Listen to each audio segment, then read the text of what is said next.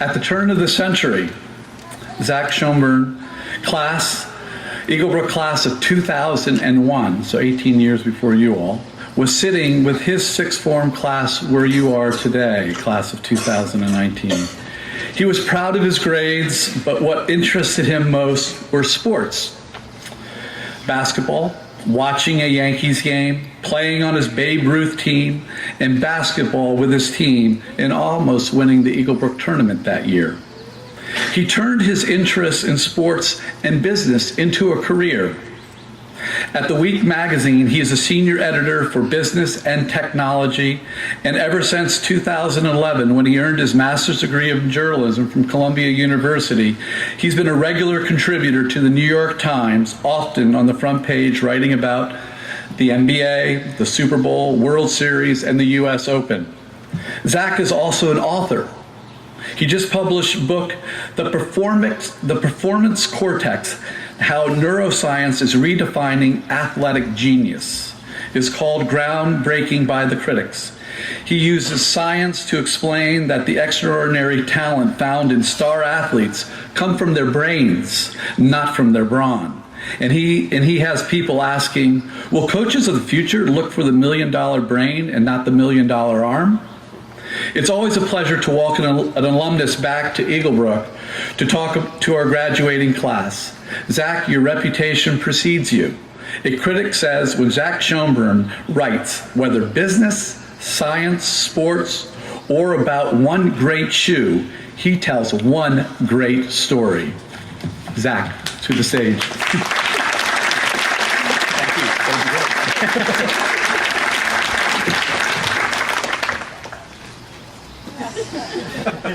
Thank you. Thank you. Mr. Chase, Ms. Blaine, trustees, faculty, parents, distinguished guests, and of course, my fellow Brookies, thank you for inviting me to speak here on this blessedly clear and dry morning. It is really quite surreal for me. It doesn't feel like too long ago I was sitting down here feeling all the same feels you're experiencing now. Some nervousness, certainly some excitement, a little sadness. Mostly I remember just looking forward to the start of summer vacation. So I got you. I promise I'll keep this short. It is truly great to be back here.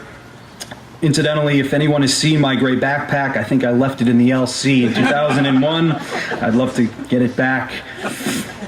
When Mr. Chase called me to ask if I would be interested in speaking here, of course I didn't hesitate.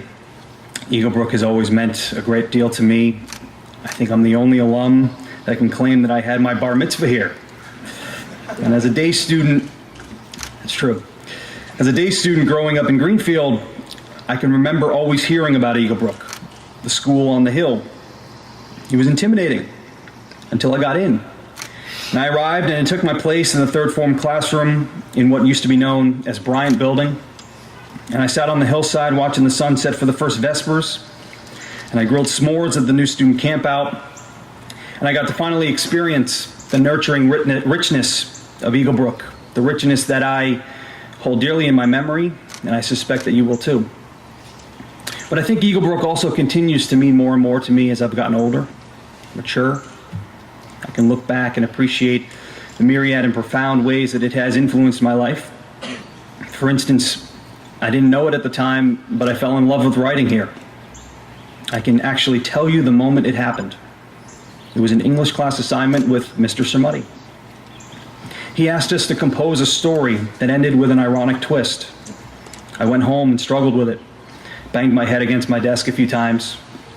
Finally, I came up with an idea. I wrote about a man walking along a path through a lush forest. He was admiring the forest as he went.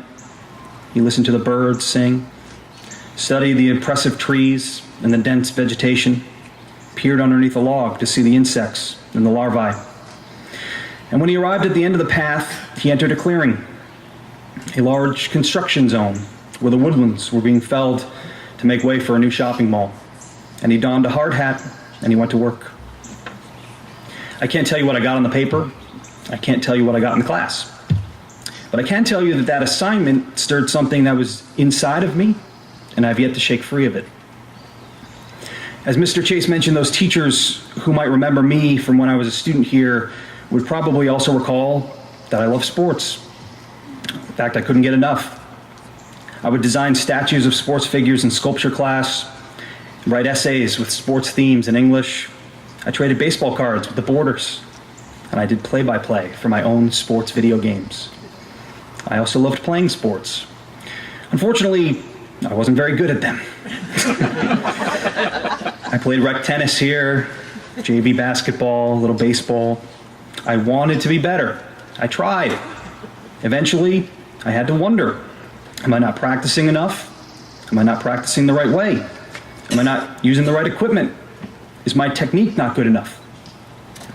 I continued my totally mediocre and deeply unsatisfying athletic career at Taft, and then went on to Syracuse University, where I eventually had the epiphany that if I liked sports but stunk at playing them, I could become a sports writer.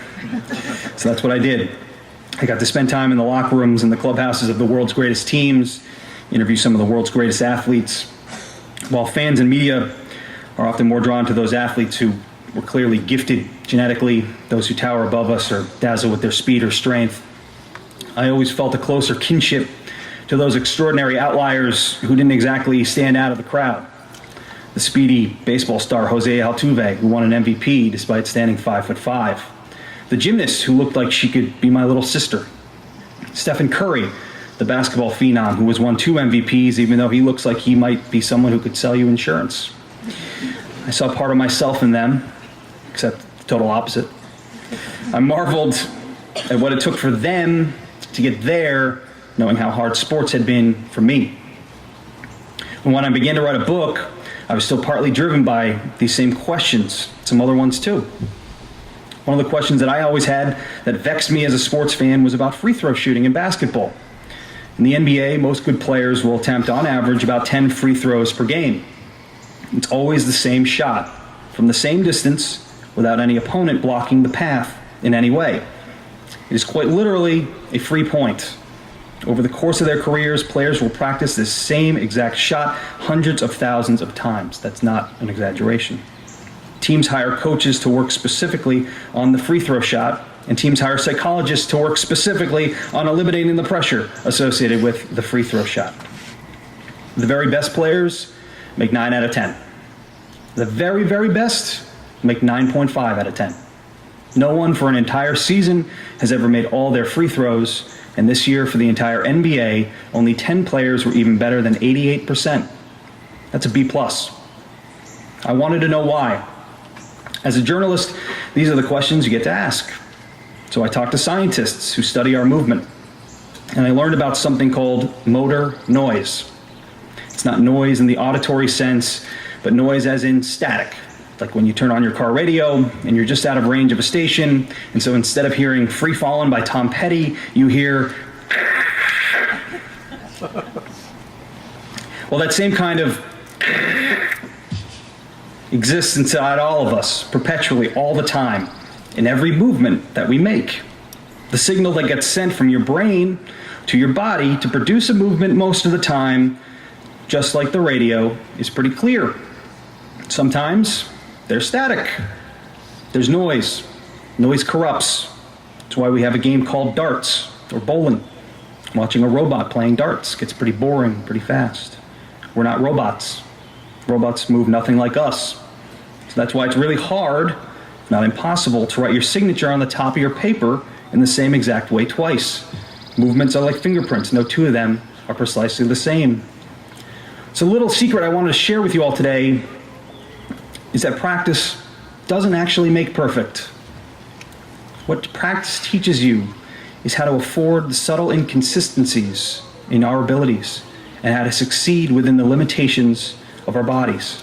We find solutions, and the more you practice, the easier those solutions will become available to you, so you can dial them up without even really thinking about them. And it's not perfect.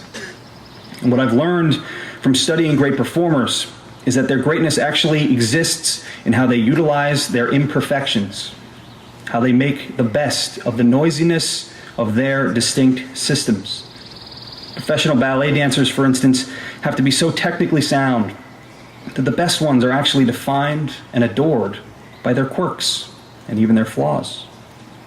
They don't struggle to iron out all the noise in their systems. They learn to thrive with them.